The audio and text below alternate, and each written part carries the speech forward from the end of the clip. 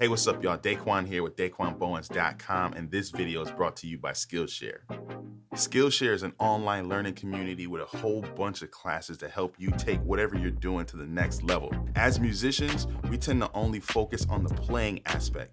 But once you get better, once you grow and you're nice, what's next? There's so many things you have to learn as a musician to be successful in these days. You gotta learn how to shoot video, you gotta learn how to shoot photos, you gotta learn how to freelance, you gotta build your entrepreneurial skills up, and you can learn all that and more on Skillshare. One of the classes that I took on Skillshare is YouTube Success by the GOAT of YouTube, Marques Brownlee, also known as MKBHD.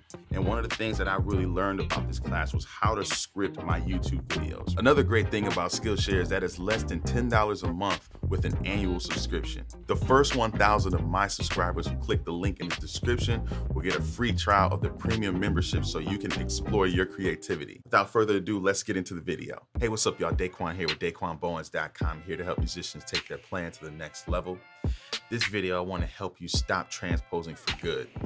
What is transposing? Transposing in the traditional sense is to change the key of a song or an idea that you have. The new way of transposing is to push a button and make one key sound like another. Why do musicians transpose? Most musicians transpose out of fear. We feel that based on YouTube, Instagram, and all these other sites or whatever, that you have to be a certain way to get attention from your peers. We want to be that guy or girl that people be like, yo, he's killing, she's killing. So the first step to really getting over transposing is to ignore your haters. So when I was growing up, most musicians said I was good, but I couldn't play gospel music. You know, I grew up playing R&B and secular styles of music first, right? And I came in church later. So a lot of my peers knew that I was good, but because I didn't do certain things, by choice, by the way, they put me in this box of saying I wasn't churchy. I used to really care about what musicians said, but it wasn't until I came to a point where I was like, you know what? I am good. I know what I'm worth. I know what I can do. I have a channel almost hitting 50K teaching the genre that people said I was trash at. And those same people are watching my tutorials. Toasty! Number two, you got to learn in the circle of fifths, right? So if we're in the key of C, right? And you play a C major triad, that's C, E, G, right? If you learn in the circle of fifths, going clockwise, the next scale is G major, right? So now let's play the chords in the G major scale. This is the 1, 2, 3, and this is the 4. This chord was in the key of C, right? So essentially you already know the key of G, which is the new key you're playing, because a lot of those chords from the key of C transfers to the new key, right?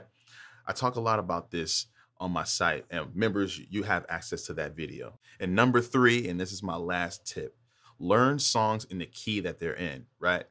When I started learning, I didn't think about keys or scales. I just learned songs in the key that they were in, right? And over time, as I really got those songs down, I started to see like, oh, okay, this is B major, right?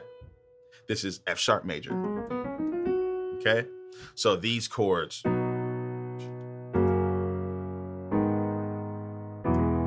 right? So over time, I was like, okay, that's B major, okay? Because that was the 1, that was the 5, that was the 6, and that was the 4, right? I didn't even think to like change this to a new key, right? My mind wasn't thinking that. What I did was learn the next song, like Lean on Me, right? Right, so now, eventually, you know, I learned songs in every single key, right? And then I started seeing the relationship. So like we talked about that Lean on Me song.